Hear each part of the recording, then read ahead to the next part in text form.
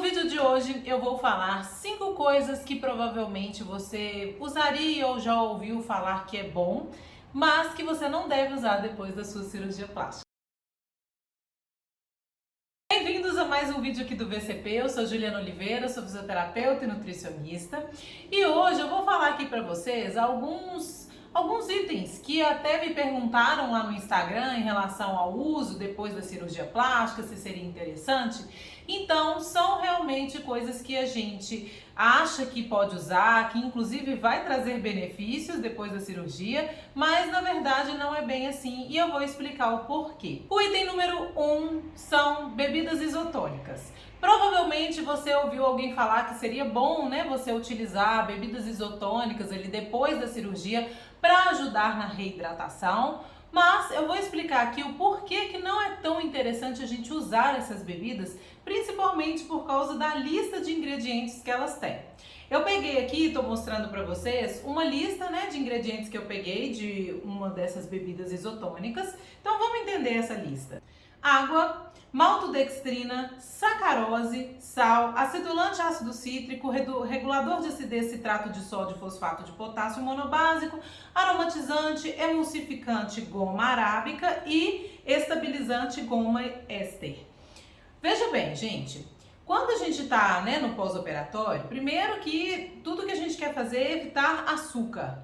E às vezes o açúcar ele vem mascarado em alguns alimentos ou até mesmo em bebidas. E esse é o caso do isotônico. Ele tem ali na composição, segundo item da lista, maltodextrina, que é um carboidrato de rápida absorção, então, ou seja, depois que a gente ingere, vai aumentar ali os níveis, né, de açúcar no sangue, associada à sacarose, que vem logo em seguida, ou seja, é uma bebida muito rica em carboidrato e açúcar.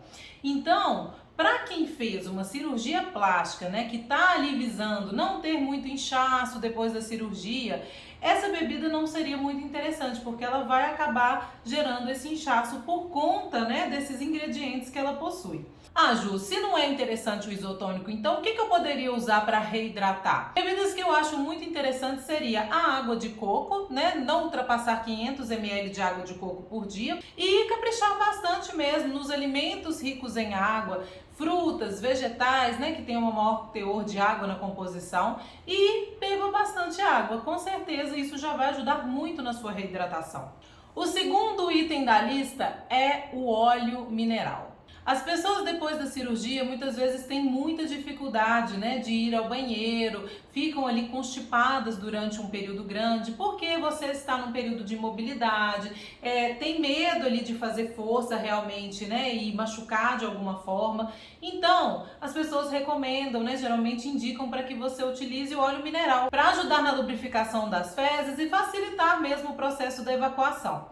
Só que o óleo mineral, gente, se a gente for pensar bem, ele é um óleo refinado derivado de petróleo. Agora imagina, se não é interessante a gente consumir óleos refinados de origem vegetal, porque eles podem aumentar o estresse oxidativo e ter um potencial mais inflamatório, e são coisas que a gente quer evitar depois da cirurgia plástica.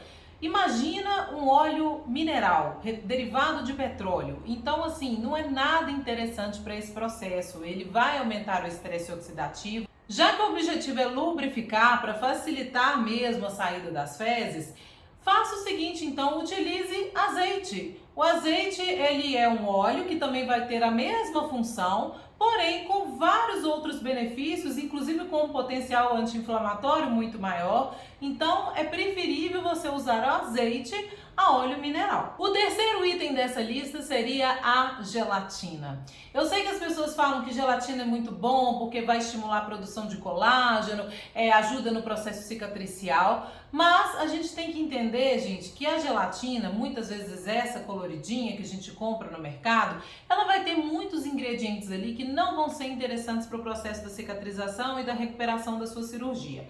Para você ter uma ideia, eu peguei aqui a lista de ingredientes, né, de uma marca de gelatina e olha só, ela vai ter maltodextrina, sal, regulador de acidez, citrato de sódio, aromatizante, edulcorantes artificiais, ciclamato de sódio, aspartame, sacarina sódica, acesulfame de potássio e corantes artificiais, Bordeaux e azul brilhante FCF.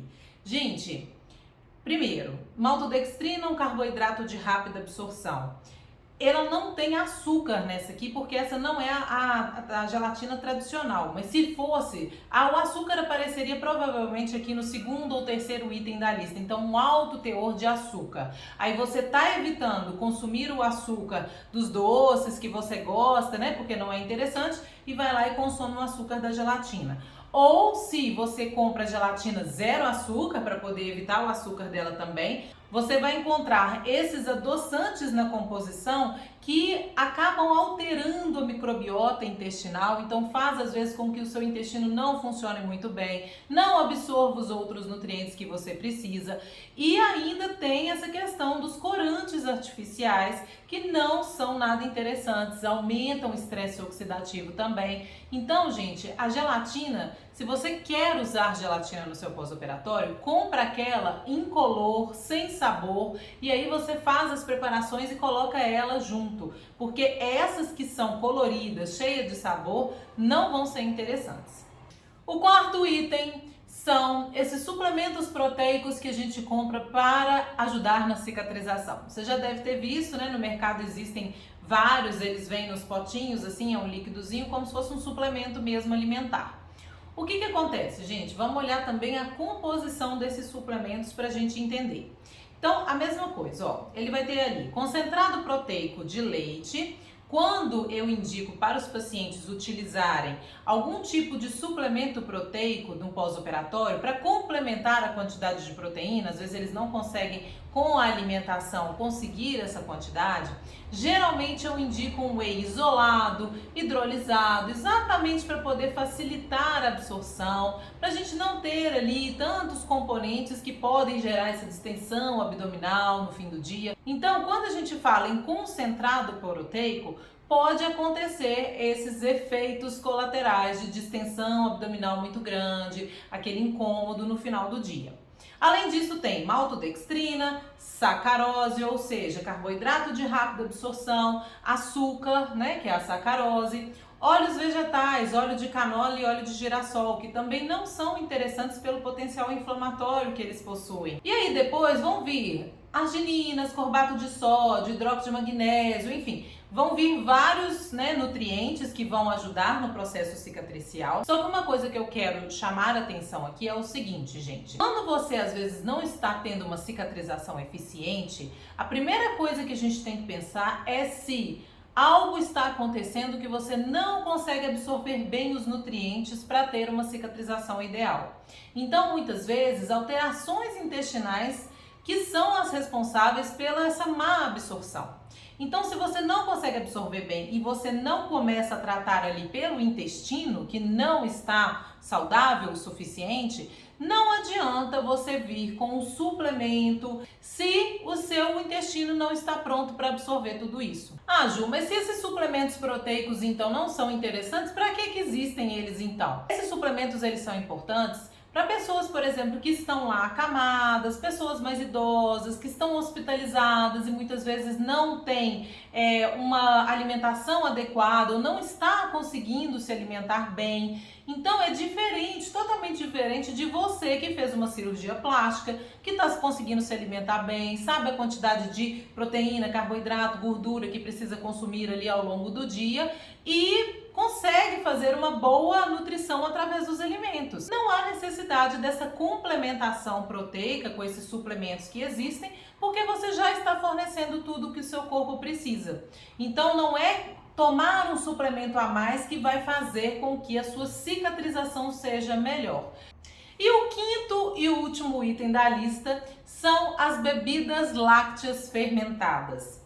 Eu sei que as pessoas falam, toma bebida láctea porque ela vai fornecer boas bactérias para o intestino, vai poder ajudar. Só que vamos ver também a composição dessa bebida láctea. Então, ó, a gente tem tanto a bebida láctea tradicional quanto a zero açúcar. Então, a tradicional vai ter leite desnatado ou parcialmente desnatado reconstituído, açúcar, glicose, fermento lácteo e aroma. Então, gente, cai de novo naquela situação. Você fez uma cirurgia plástica, né? Você está visando ali uma melhora do contorno corporal. Não faz sentido a gente ficar consumindo açúcar no pós-operatório. Ah, Ju, mas tem a opção zero açúcar, e aí, essa é melhor? Então eu vou ler aqui a composição também, ó. Leite desnatado ou reconstituído, xarope de maltitol, que é um adoçante, polidestrose, glicose, fermento lácteo, estabilizante pectina e edulcorante sucralose. Então vamos ver a questão dessa composição. O maltitol, ele é um adoçante que é considerado um poliol. Esses polióis, eles fermentam muito no nosso organismo. Então tem pessoas que vão usar maltitol, xilitol, eritritol, todos esses adoçantes terminados em ol e vão sentir muita distensão abdominal, um desconforto muito grande. E algo que a gente não quer no pós-operatório. Então tem essa questão. E o segundo é a sucralose. A sucralose é um adoçante que causa desequilíbrio de bioma intestinal. Então imagina, você está tomando uma bebida láctea para ajudar as bactérias boas no seu organismo, porém ele contém sucralose, né? Um adoçante que vai atrapalhar esse processo. Então uma coisa acaba atrapalhando a outra. Então, o que eu acho mais interessante ao invés dessas bebidas fermentadas? Ao invés dessas bebidas lácteas fermentadas, né, que tem açúcar ou esses adoçantes na composição, você pode optar, por exemplo, por um kombucha, por um rejuvelac ou então por um kefir. Neles, você vai ver lá que eles têm açúcar na composição, mas esse açúcar, ele é usado para fermentação. Não existe açúcar adicionado no produto. Se existir, não é interessante. Queria deixar claro aqui, né, o ponto de vista nutricionalmente falando, por que não é interessante realmente o uso desses itens que eu citei, certo? Gostou do vídeo? Deixa um like aqui, compartilhe com as pessoas que vão gostar também. E se ficou ainda alguma dúvida, deixa aqui no comentário que em breve eu faço mais vídeos para poder responder. Tchau!